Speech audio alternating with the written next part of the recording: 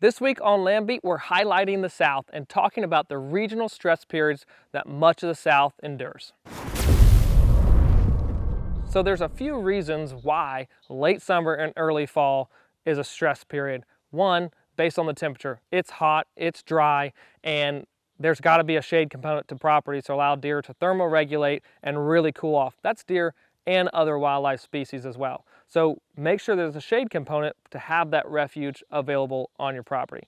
Secondly, this oftentimes can be a dry period for a lot of portions of the country. Sometimes you'll get some hurricane rains and stuff like that, but it can also be super dry into late summer and early fall. So water on the landscape, if you don't have good ponds, springs, lakes, deep water holes, water could be limited.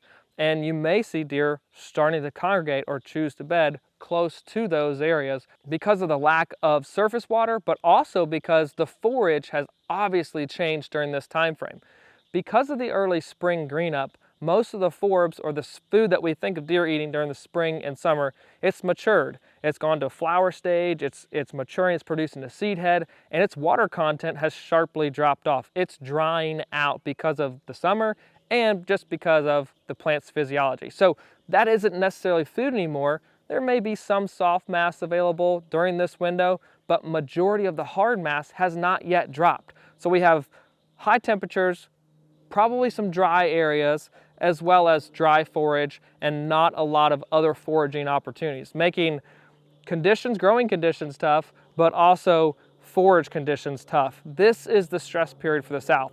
So if you're wondering how to combat that, make sure you've got closed canopy forest in some areas where a breeze can blow through. That's key, but also make sure you've got soft mass species and setting back succession, maybe throughout the growing season with a growing season fire.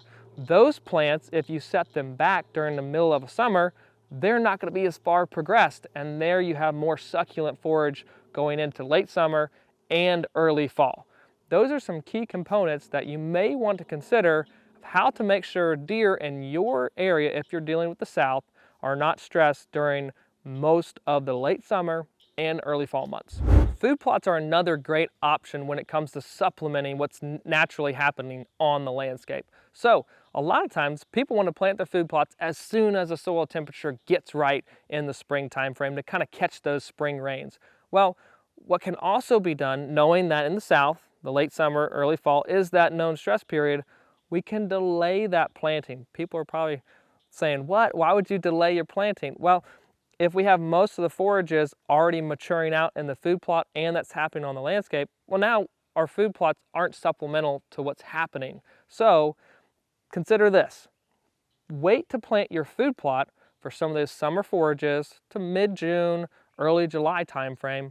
Plant them, you have a plenty enough growing season that they're still going to be mature, but they're going to fill that gap in that known stress period of late summer, early fall with more succulent, palatable forages where everyone else's food plots may be maturing out. Yours are still growing, thriving, and doing well, even in a known stress period.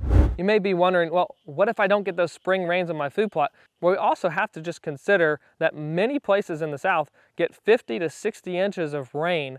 That's going to come in the form of thunderstorms, maybe not those long soaking spring rains, but thunderstorms will encourage food plot growth during that June, July timeframe.